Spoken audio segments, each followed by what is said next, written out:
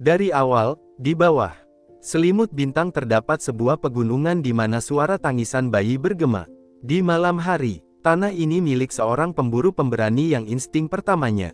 Setelah mendengar tangisan ini adalah mengambil kapaknya percaya bahwa seseorang berusaha mencuri dari ladangnya. Dia yakin makhluk-makhluk ini telah membuat kesalahan besar dengan menargetkan kabin seorang pemburu.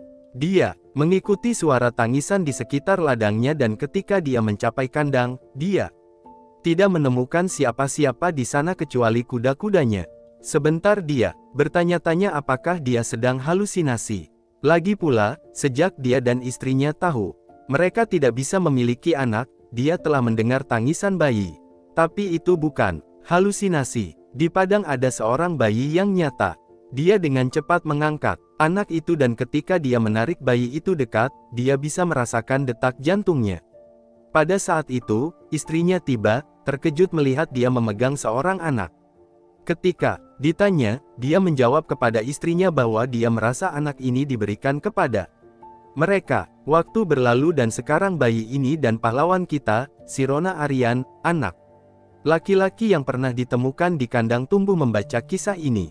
Dia sedang membaca kisah terkenal tentang seorang penyihir yang dengan gerakan tangannya yang sederhana dapat memanggil hujan untuk penduduk kota yang menunggu. Penyihir ini juga dapat melindungi kota dari ancaman di luar perbatasannya.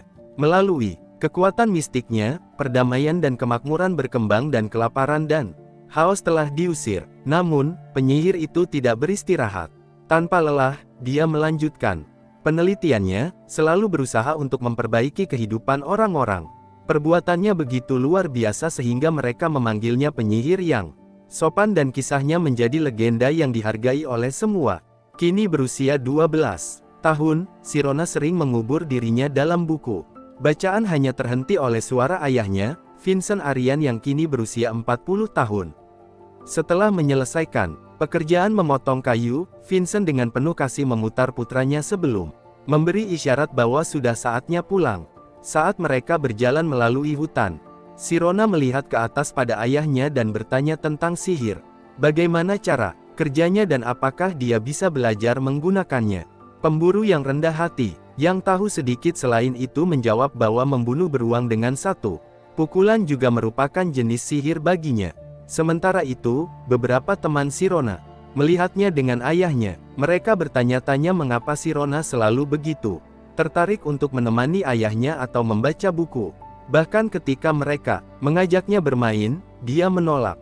Mereka mulai meragukan apakah Sirona benar-benar bisa membaca buku-buku itu.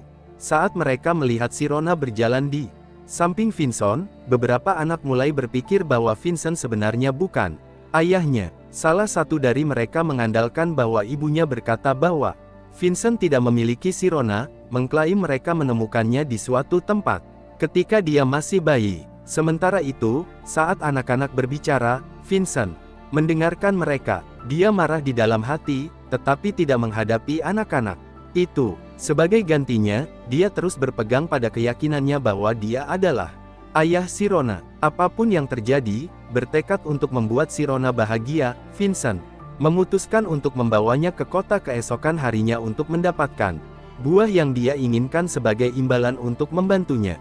Hari itu, Sirona merasa bahagia dan dengan antusias menantikan pergi ke pasar. Meskipun Vincent diam-diam berharap bisa melakukan lebih banyak untuknya, namun Sirona tetap putus asa untuk belajar tentang sihir. Keesokan harinya mereka pergi ke kota Kres. Di kerajaan Tormia, Sirona mengagumi pemandangan indah kota itu.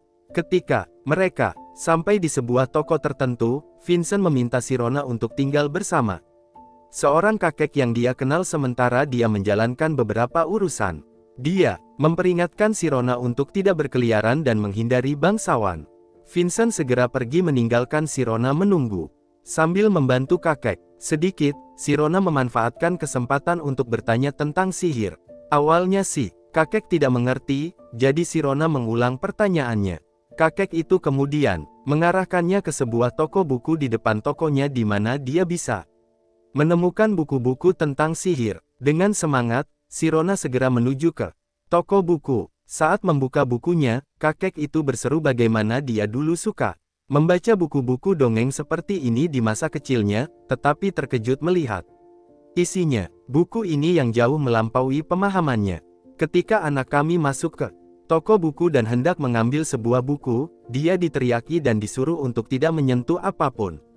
Pedagang mengklaim tangannya terlalu kotor untuk megang buku-buku tersebut. Sirona bertanya apakah dia bisa setidaknya membaca satu. Tetapi dia ditolak lagi. Buku-buku itu jelas pedagang, sangat mahal, dan hanya ditujukan untuk kaum bangsawan. Jawabannya membuatnya bertanya-tanya dari mana ayahnya mendapatkan bukunya. Setelah secara diam-diam memeriksa beberapa buku, Sirona keluar dari toko. Kemudian dia melihat beberapa bangsawan membawa tumpukan buku ke suatu tempat. Lalu dia melemparkan buku-buku itu ke sudut di lantai. Mengenali tempat itu, dia menyadari bahwa itu mungkin berada di mana ayahnya mengambil buku-buku yang dibacakan untuknya.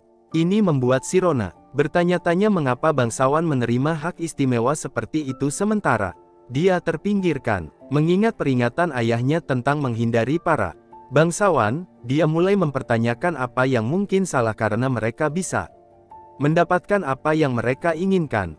Tetapi seseorang sepertinya tidak bisa.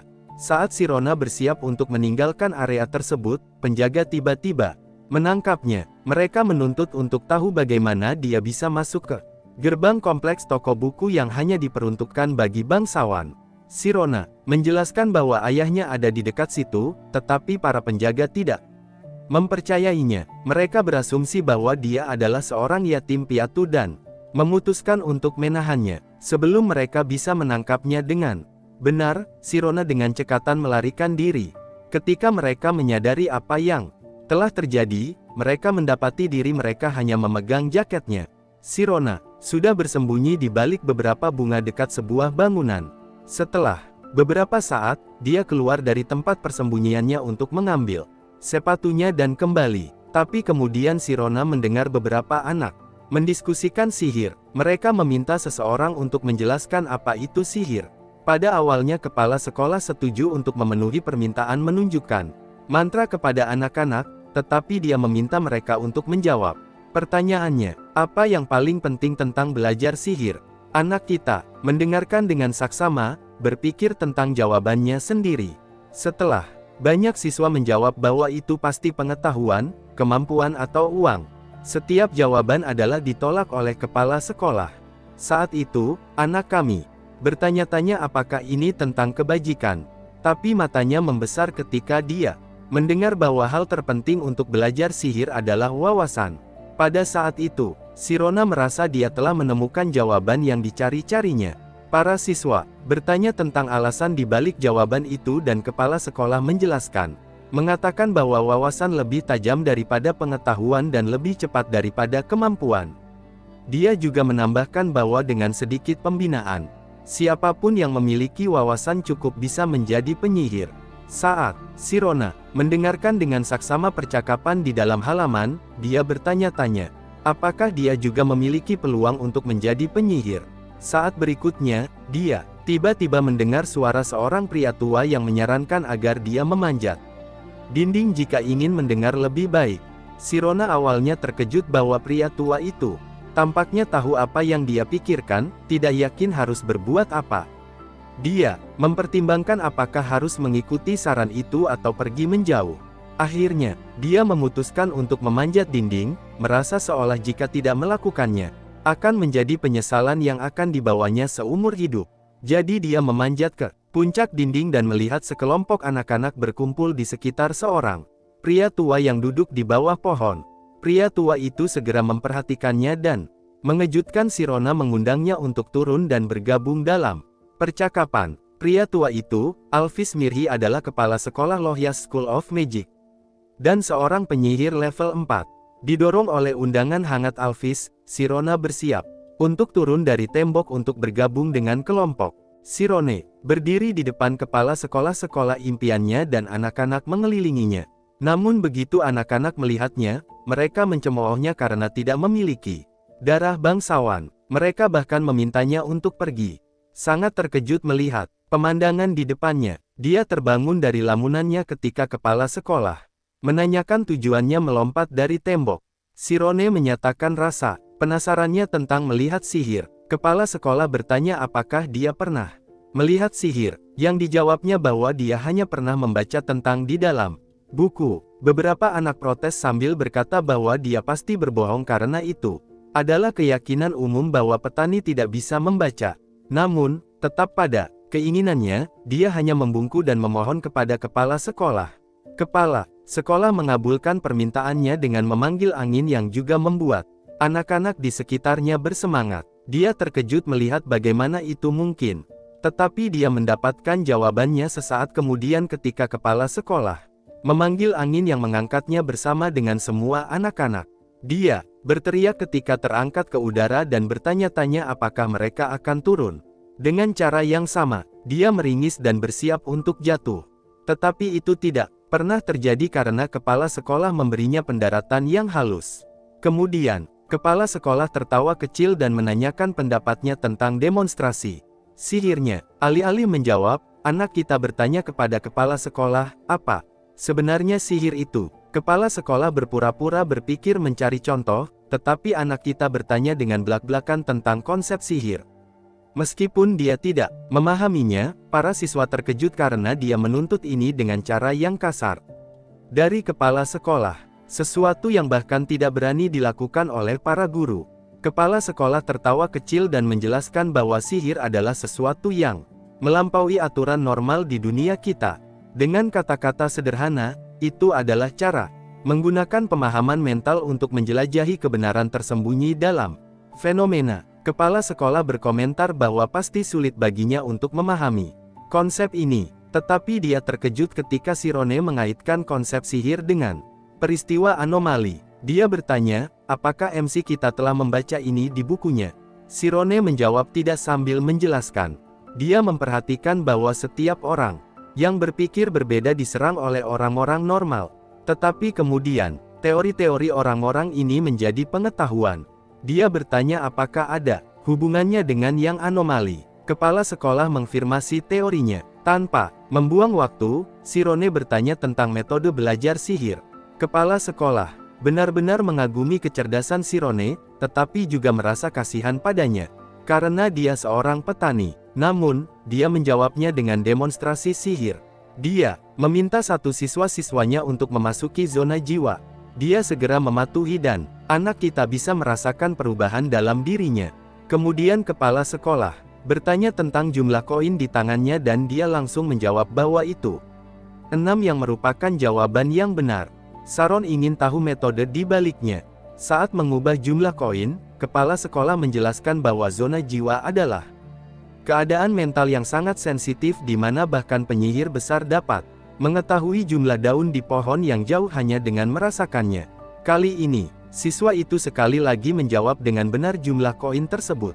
Sambil membuka tinjunya, dia menjelaskan kepada anak kita bahwa begitu dia memasuki zona raw, dia bisa mengendalikan fenomena. Sharon langsung mengerti bahwa dia tidak bisa menghitung koin-koin itu, tetapi merasakannya.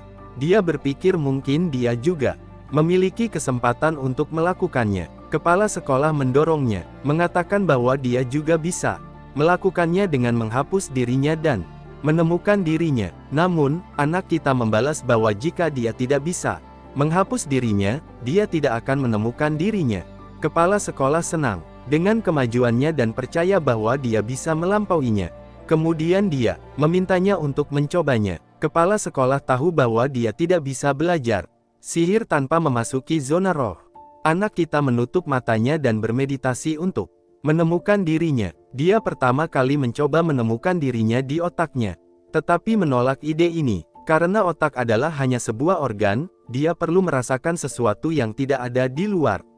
Lalu dia mencoba mencapai perasaan yang tidak bisa dia definisikan. Untuk tujuan ini, dia perlu menghapus dirinya sendiri. Akhirnya dia menangkap perasaan itu dengan kepekaan. Setelah beberapa saat, dia membuka matanya dan melihat semua orang. Kepala sekolah bertanya apakah dia merasakan sesuatu. Sharon mendefinisikan bahwa dia bisa mendengar segalanya yang membuat anak-anak melontarkan candaan bahwa dia bisa mendengar karena dia ada di sini. Sementara itu, kepala sekolah mengerti bahwa dia belum bisa melakukannya. Karena masuk ke zona roh berarti memasuki dimensi lain di mana seseorang dapat merasakan bau dari suara dan rasa dari warna bahkan mengalami landscape perasaan di dalam tubuh mereka. Kepala sekolah lalu mengelus kepalanya dan mendorongnya untuk terus melakukan ini agar mendengar lebih banyak suara. Kemudian ia menyelesaikan kelas dan memerintahkan murid-muridnya untuk kembali ke kelas mereka. Sambil berjalan kembali, kepala sekolah merasa kasihan pada Saron yang memiliki peluang besar untuk menjadi penyihir dan mencapai banyak hal jika ia dibesarkan dalam keluarga bangsawan. Sementara itu, anak kita melompat dari dinding berkeringat deras. Dia tidak percaya bahwa dia benar-benar bisa melakukannya. Saat berlari di jalan, Saron mengingat pengalamannya berada di zona roh. Dia merasa seperti terbelah menjadi ribuan potongan dan tersebar di seluruh planet. Seolah-olah dirinya sendiri telah menjadi sebuah dunia. Dia hampir menangis, tertegun oleh pengalaman yang intens di mana dia merasa terlepas dari tubuhnya dan telah menjadi tak terbatas. Dalam keadaan ini, dia tidak menyadari bahwa dia menabrak seseorang dan jatuh ke tanah. Dia meminta maaf kepada orang itu yang ternyata adalah sekelompok orang berandal. Salah satu dari mereka memegang kerahnya sambil mengancam, mengatakan bahwa dia tidak bisa begitu saja berlari-lari dan menabrak orang. Anak kita berpikir dia mungkin akan dibunuh di sini. Tiba-tiba suara baru menginterupsi bertanya apakah dia kehilangan sesuatu. Semua orang menunjukkan rasa hormat yang besar kepada orang baru itu yang ternyata adalah seorang gadis bangsawan muda yang datang untuk mengusir kebosanan. Geng itu memberitahunya bahwa mereka sedang memberi pelajaran kepada Saron karena mencoba membunuh mereka. Tapi kawan kita membela diri dari tuduhan tersebut. Namun geng itu tidak suka dia membantah dan mulai memukulinya. Dia sekarang tergeletak di tanah bergetar. Orang-orang di sekitarnya mengutuknya dan bahkan meminta untuk melihat ibunya yang membuat Saron cukup marah. Mereka memprovokasinya sedikit lebih banyak sambil menganiaya dan menendangnya. Tetapi mereka dihentikan oleh Emi yang dengan ejekan bertanya tentang keadaannya. Dengan gemetar, dia menjelaskan bahwa dia tidak berbuat salah, tetapi terkejut mendengar Emi menyarankan untuk menjualnya ke selatan. Tidak ada yang akan peduli padanya karena dia hanyalah anak petani. Mendengar ini, dia memanggil orang tuanya tidak terpengaruh oleh penderitaannya. Emi bahkan meminta para preman untuk memeriksa dia apakah dia mengalami kerusakan di suatu tempat karena seharusnya dia utuh sebagai budak. Para lelaki itu cukup bersemangat untuk mempermalukannya, tetapi dia meminta mereka hanya memeriksa wajahnya. Sementara itu, dia dengan gugup memikirkan perilaku aneh Saron karena dia hanya merencanakan untuk bersenang-senang sebelum membiarkannya pergi. Tapi mereka tidak tahu bahwa dia telah pergi ke zona roh yang meningkatkan kepekaannya terhadap hal-hal di sekitarnya. Awalnya dia tidak mengerti apa yang sebenarnya terjadi. Di saat berikutnya dia teringat bagaimana kepala sekolah telah memanggil angin di luar.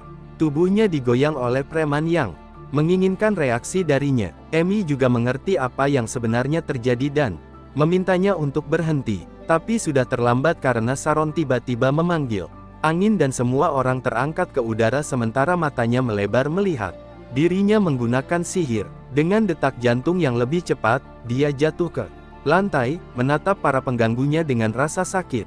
Dalam keputusasaan, Emi bertanya tentang identitasnya dan sumber dia belajar sihir ini. Karena dia tidak bisa melakukannya karena dia hanya seorang petani. Tapi saat berikutnya, beberapa orang tertarik dengan suara itu dan Emi segera melompat ke udara di depannya. Dia terpesona oleh keterampilannya, tetapi tidak punya waktu untuk memikirkannya. Jadi dia segera melarikan diri dari tempat itu. Saat berlari menuju ayahnya, dia memahami dinginnya dunia ini. Adegan beralih ke rumah keluarga Karmis yang merupakan bangsawan kelas 1 di mana sekolah tuan rumah melihat putrinya Emi dan berpikir bahwa dia pasti sedang bolos lagi. Dilihat dari keadaan penampilannya, dia cukup marah tentang apa yang terjadi dengan Saron. Sementara ayahnya memberinya ceramah panjang tentang bolos sekolah dan kemalasan. Tetapi tiba-tiba, dia berhenti dan mendesak agar dia dikenalkan dengan sekolah sihir. Musim semi berubah menjadi musim dingin dan di dalam rumah tangga, Vincent bertanya anaknya. Istrinya memberitahunya bahwa anak mereka telah pergi ke daerah penebangan untuk memotong kayu. Dia terkejut mendengar ini karena sedang salju, dan dia bertekad untuk mencarinya. Dalam perjalanan, dia teringat saat hampir kehilangan dia selama musim semi. Tapi Saron sudah kembali menjelaskan bahwa dia tersesat. Namun ayahnya merasakan ada yang terjadi padanya hari itu. Sementara itu, di salju, Saron berpikir tentang saat dia bisa menggunakan sihir saat memotong kayu, tetapi dia tidak bisa menggunakannya lagi setelahnya. Saat itu dia melakukannya secara bawah sadar. Jadi dia tidak tahu apa yang dia kurang untuk melakukan sihir lagi karena kurangnya pengetahuan mengenai sihir. Tapi hal baiknya adalah dia masih bisa memasuki zona roh yang saat ini dia masuki dan merasakan segala sesuatu di depannya. Meskipun dia tidak bisa menjelaskannya. Dengan itu dia mengangkat kapaknya dan menghancurkan seluruh pohon dalam satu ayunan. Dia sendiri terkejut melihat bahwa dia telah menumbangkan pohon itu dalam satu ayunan. Dia tahu apa yang telah dilakukannya adalah sihir. Sementara itu, ayahnya juga terkejut melihat dia melakukan ini dan berpikir itu adalah keterampilan sambaran petir yang telah dia pelajari. Saron juga berpikir bahwa itu bukan sihir, tetapi satu ayunan yang sukses di antara ratusan ayunan dari kapaknya. Dia bertekad untuk berlatih ini lagi dan lagi karena dia tahu bahwa keberuntungan tidak bisa menjadi mitra dalam kesuksesannya. Tetapi pengetahuan akan ada. Dengan tekad yang sama, pemuda kita menghabiskan 3 tahun dan sekarang dalam satu musim gugur, dia dapat merasakan hal-hal yang tidak bisa dilihat oleh matanya. Dia menyentuh pohon itu dan dengan satu ayunan kapaknya dia mampu memecahkannya. Tiba-tiba dia menyadari bahwa dia telah bermeditasi selama 5 jam. Selama waktunya di zona roh, dia merasa seolah-olah dia telah menjadi alam itu sendiri. Dia bisa merasakan ayunan pohon, suara serangga, bahkan suara akar yang menyerap kelembaban dari tanah. Dia begitu terlarut di dalamnya sehingga 5 jam terasa tidak cukup. Dia mengingat kata-kata kepala sekolah dan mengerti bahwa sekarang dia bisa merasakan dirinya sebagai bagian dari dunia ini. Kemudian dia kembali ke rumah. Dia segera melihat kuda putih dan kereta mewah di depan rumahnya dan bertanya-tanya apakah mereka memiliki tamu. Ketika dia masuk, dia langsung merasakan ada sesuatu saat melihat seorang pria terhormat duduk bersama orang tuanya. Orang tuanya ingin dia duduk sebelum mereka berbicara. Pria itu memperkenalkan diri sebagai Tamurin, pelayan rumah Oin. Saroni menyapanya kembali sambil penasaran tentang tujuannya ada di sana. Tamurin memeriksa wajahnya dengan teliti dan bertanya, apakah dia bisa membaca. Sirone menjawab bahwa dia sudah bisa membaca sejak masih sangat kecil. Sementara itu, dia tidak mengerti alasan di balik pemeriksaan itu dan bertanya tentang tujuannya untuk melakukan ini. Tamurin tiba-tiba melemparkan sebuah bom dengan menawarkan dia pekerjaan di rumah Oin. Pada saat itu, Tamurin menjelaskan rincian pekerjaan tersebut. Perpustakaan besar keluarga Ogien perlu dipindahkan. Perpustakaan itu memiliki lebih dari 10.000 buku dan tugasnya adalah memastikan bahwa tidak satupun buku keluar dari lokasi. Akan butuh waktu lebih dari 2 tahun untuk menyelesaikan pekerjaan ini, karena pekerjaan berat akan dilakukan oleh pengangkut dan tugasnya akan mengurutkan buku-buku tersebut. Dia tertegun, menyadari bahwa kesempatan ini akan memungkinkannya membaca ribuan buku. Beberapa di antaranya mungkin tentang sihir.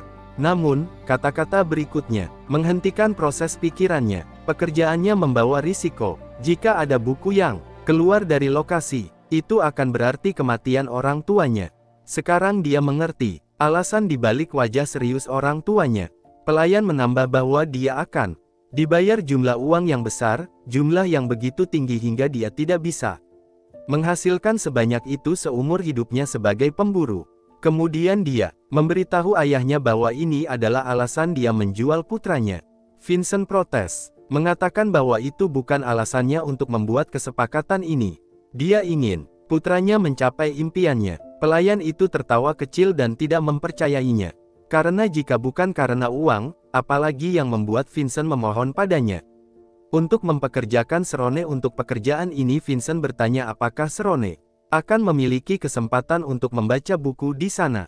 Pelayan mengonfirmasi, tetapi mengingatkan dia bahwa dia tidak akan diizinkan membaca buku sepanjang Waktu dia menegur Vincent, mengatakan bahwa dia harus jujur dengan putranya. Karena pekerjaan ini bukan tentang dia mencapai mimpinya. Ini mengingatkan kembali pada Serone yang berusia 6 tahun yang diajari beberapa kata oleh ibunya.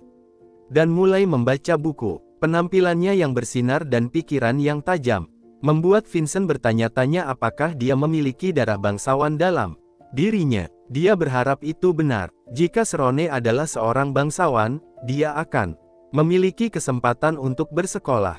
Tetapi dia menolak gagasan itu karena Serone adalah putranya. Namun, begitu Sirone bergabung dengannya dalam pekerjaannya, Vincent menyadari dengan ngeri bahwa dia sedang mengubah putranya menjadi seperti dirinya sendiri. Sekalipun risikonya, dia tetap ingin mengambil pekerjaan itu.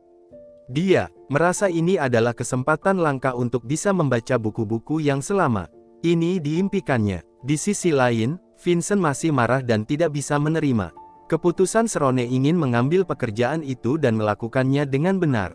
Di saat itu, Temuran memberinya waktu 1 minggu untuk mengubah pikirannya sebelum dia kembali mengambilnya. Namun, begitu dia menginjak tanah Manor, dia tidak dapat mengubah pikirannya. Ketika pelayan pergi, ayahnya memprotes, mengatakan bahwa dia culun karena meminta pekerjaan itu. Tetapi sekarang setelah dia memahami beratnya, dia akan menolaknya.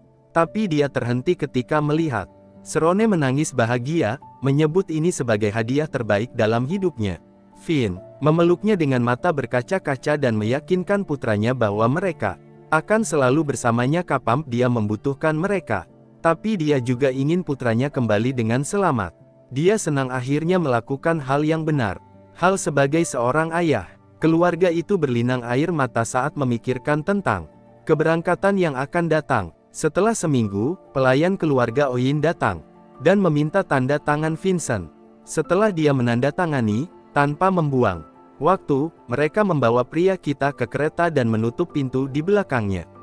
Begitu mereka duduk di dalam kereta, Serone langsung masuk ke zona roh untuk memeriksa orang tuanya yang sedang menangis untuknya. Selama waktunya di zona roh, dia ingin menjangkau mereka tetapi berhenti di tengah jalan, menyadari bahwa dia memiliki kesempatan sekali seumur hidup. Tapi dia juga tahu risikonya memiliki pekerjaan ini dan hidup di antara orang-orang yang berkuasa. Dia bertanya-tanya, apakah dia akan kembali dalam satu paket setelah 2 tahun. Setelah beberapa saat, mereka akhirnya sampai dekat dengan rumah Ogen yang terletak di dalam kota Krea. Di kerajaan Tormia, pada dasarnya, rumah Ogen adalah keluarga pejuang dengan pendirinya sebagai jenderal level 3 dan kepala rumah saat ini adalah Katria level 4. Dengan kata lain, mereka memegang otoritas militer kota di tangan mereka. Akhirnya mereka berada di depan manor besar rumah Ogen. Dia merasa takut melihat kemegahan wilayah rumah itu yang membuat para pelayan berkomentar bahwa dia masih perlu bertemu dengan keluarga. Yang lain memperingatkannya untuk berhati-hati dengan kata-katanya. Dia melihat sekeliling benar-benar terpesona oleh kaum bangsawan kelas 2 yaitu Ogen. Pelayan mengantar dia ke area pelayan dan kantor yang akan menjadi rumahnya selama 2 tahun ke depan. Beberapa saat kemudian dia berada di depan Timur yang memintanya untuk mengikutinya untuk belajar tentang pekerjaannya. Timurin akhirnya menunjukkan perpustakaan megah di rumah yang membuatnya terpesona. Timurin menambahkan bahwa dia akan memindahkan buku-buku ini sambil mengklasifikasikannya. Setiap minggu dia akan diberikan daftar buku yang perlu dia kumpulkan. Dia juga memberitahunya jam kerja yang akan berlangsung dari pukul 900 pagi hingga 6 sore. Dia bisa melakukan apapun yang dia suka dengan waktu luangnya asalkan tidak memasuki rumah utama atau meninggalkan area. Kemudian, dia diberikan daftar dan bertanya apakah dia memiliki pertanyaan lain. Sarone tahu bahwa hidupnya dipertaruhkan dalam pekerjaan seperti ini yang tidak bisa dia salahkan. Jadi dia bertanya kapan dia akan mulai dan pelayan menjawab mulai besok. Mulai besok, dia akhirnya mengenakan seragam dan memulai pekerjaannya dengan membaca daftar. Sementara itu, dia mengerti dengan jelas mengapa tugas menyortir diberikan hanya kepada satu orang. Dia perlu memahami penyortiran, apakah untuk mengklasifikasikan sejarah pedang dalam bagian sejarah atau bagian sastra pedang. Sambil menyortir buku-buku, dia juga menyadari bagaimana semua Pengetahuan itu saling terkait dan akarnya adalah tidak lain adalah sejarah.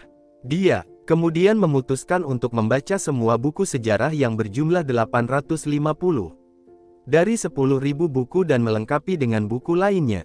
Dia perlu melakukannya. Untuk menjadi seorang penyihir, dia kemudian merasakan seseorang datang dan segera menyembunyikan buku-buku itu karena dia tidak diizinkan untuk membacanya. Timurin masuk memuji pekerjaannya dan bertanya apakah dia akan bekerja larut malam lagi yang dibenarkan oleh Sarone. Kemudian Timurin menyarankan agar dia bersantai karena mereka memiliki perjalanan yang panjang. Sesaat kemudian dia berbalik ke arahnya dan meraih bahunya. Orang kita merasa takut bertanya-tanya apakah pelayan itu telah menangkapnya saat membaca. Tetapi, di saat berikutnya, Timurin mengusap bahunya sambil memberitahunya untuk menjaga penampilannya di depan tuannya dan anak-anak mereka. Dia juga memintanya untuk melakukan sesuatu dengan rambut panjangnya yang dipatuhi oleh Sarone. Dia menghela napas lega setelah kejadian yang hampir menegangkan. Sekarang dia sendirian. Dia perlu menjaga pekerjaan yang baik dan memutuskan untuk mengikat rambutnya seperti ayahnya. Nanti malam itu ketika dia membaca sejarah Tormia, dia memahami masalah terbesar. Membaca dan memahami lebih sulit dari yang dia duga. Dia bertanya-tanya apakah sebaiknya dia menghafalnya. Tetapi kemudian memutuskan untuk memahami setidaknya satu bagian dari peristiwa tersebut dan melanjutkan. Sebelum dia membaca lebih jauh, kelelahan menangkapnya dan dia terlelap di buku. Saat dia tidur, Timurin masuk dan menarik buku dari pelukannya. Dia melihat buku sejarah dan mencemooh ide Sarone untuk membaca, tahu bahwa akan butuh setengah bulan untuk membacanya semua. Dia tidak percaya bahwa membaca dapat membawa keberhasilan bagi anak itu. Sebenarnya dia akan melarangnya membaca jika informasi itu bersifat praktis yang dicari Sarone. Timurin pergi dengan rasa kasihan kepada Sirone. Berpikir bahwa dia tidak lebih dari seorang pemimpi bodoh dengan ide-ide gila.